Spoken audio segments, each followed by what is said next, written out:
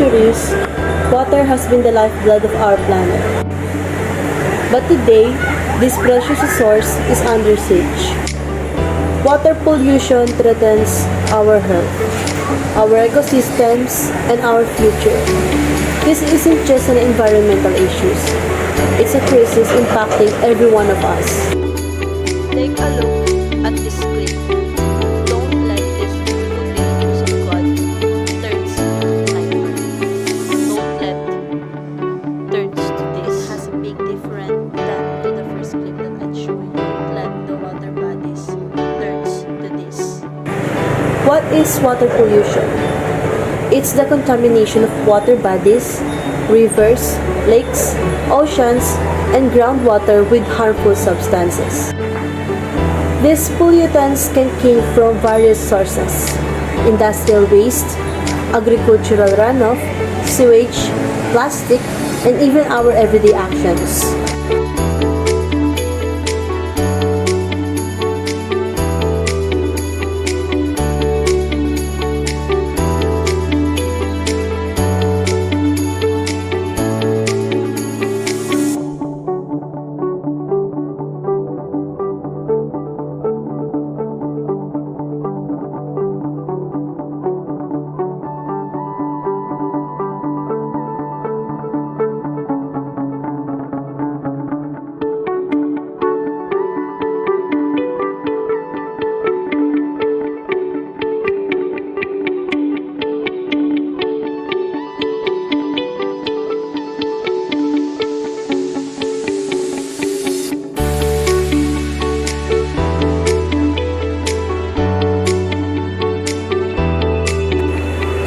Let's look at some of the most common pollutants and their impact.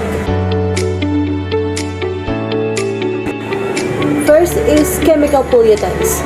Industrial waste, pesticides, and fertilizers contaminate water, harming aquatic life and potentially entering our food chain.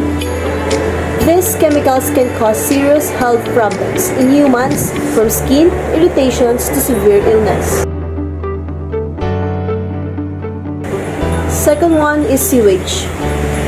Untreated or inadequately treated sewage carries dangerous bacteria and viruses, leading to waterborne diseases like cholera and typhoid fever. This directly affects human health and pollutes our drinking water sources. The third one is plastic waste.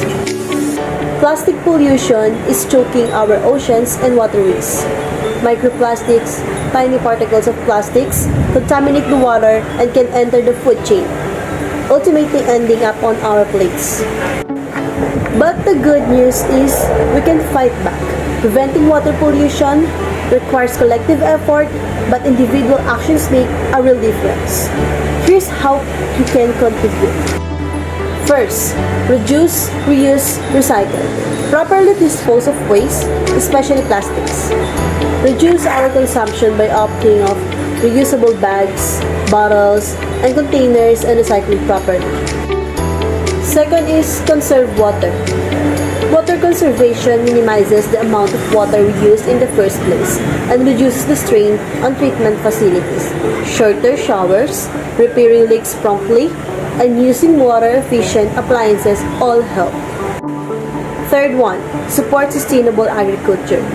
Advocate for sustainable farming practices that reduce the use of harmful chemicals. Buy locally sourced produce whenever possible to support these efforts. Fourth one is use eco-friendly cleaning products. Avoid harsh chemicals that can pollute waterways. Choose products with biodegradable ingredients. Fifth one, properly dispose of hazardous waste. Keep chemicals, paints, and other hazardous materials away from drains and waterways by bringing them to recycling centers.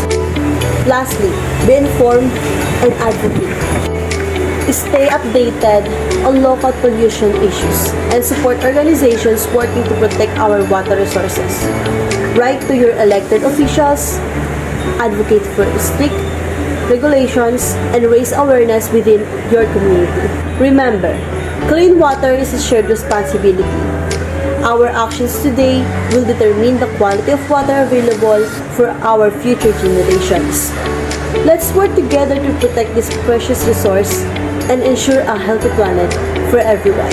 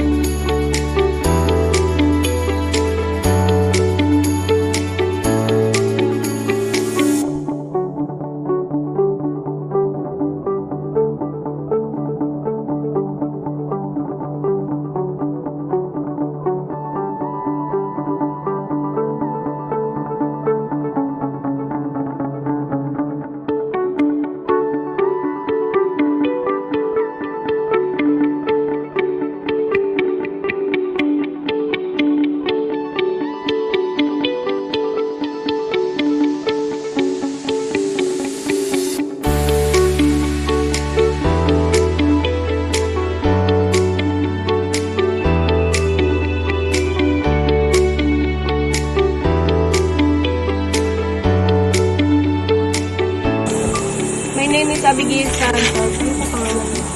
Joel Durbakman, Ilang taon po? 65. Taga saan po? Ganito. Napapansin niyo po ba na maraming basura ang tinatapon sa patubig malapit sa inyo? Meron. Yan yung mga basura. Sa inyong palagay, sino ang pangunahing nagtatapon ng basura sa patubig? Hindi naman mahuli ko sino nagtatapon. Hindi sumagil ng kasabi, may nagtatapon din ng mga basura dyan. Gabi lahat. Paano nakakaapekto ang basurang nasa patubig sa inyong kalusugan at kabuhayan? Malaki na apekto. Kasi dapat malinis ang tubig at sa paligid. Para ayos ang pang-aano. Ginagamit pa rin ba ang mga tao ang tubig mula sa irigasyon kahit na ito ay marumi dahil sa basura? Ginagamit. Alam pwedeng makaiwas at kailangan. Kaya gagamitin. Lalo sa pagpatulog sa halaman. Ano ang ginagawa ng inyong komunidad upang maiwasan ang pagtatapon ng basura sa patubig? Sinusubayo at binabantayan. Kanya lang, yung iba nakakalusot pa rin. Pagtatapon pa rin na hindi nakakita. Hindi siya may gabi kung ano. May mga action po ba ang lokal na pamahalaan para malinis po ba tayo yung tubig? Meron talaga sinusubaybay nila at binabantayan niya. Kaya lang, yung karamihan hindi na huli. Nakakalusot pa rin. Yung mga nahuli, medyo tumigil na. Hindi na sila naghanap. Nagmumulta sila ng malaki. Magkaya ginagawag, 5,000 ang kanilang pag sila nahuli.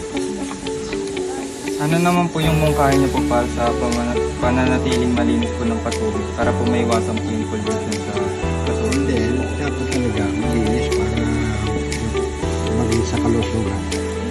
Maging ay siyang daloy ng hangin at saka tubig para sa natin.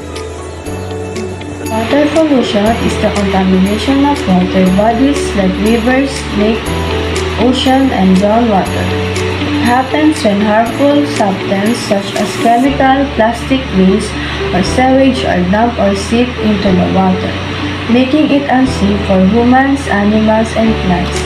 There are two main types of water pollution: point source, which comes from a single and gettable source like a factory or a leaking oil tanker, and non-point source, which is more widespread like pesticide or fertilizer washing of farms into rivers. Water pollution can cause serious problems. It harms aquatic life, spread disease, and makes drinking water unsafe. It also affects agricultural, fishing, and even tourism. Common pollutants include the plastic waste, oil spills, heavy metals, and untreated sewage. A major example is eutrophication, where too many nutrients for fertilizer can cause algae to grow rapidly.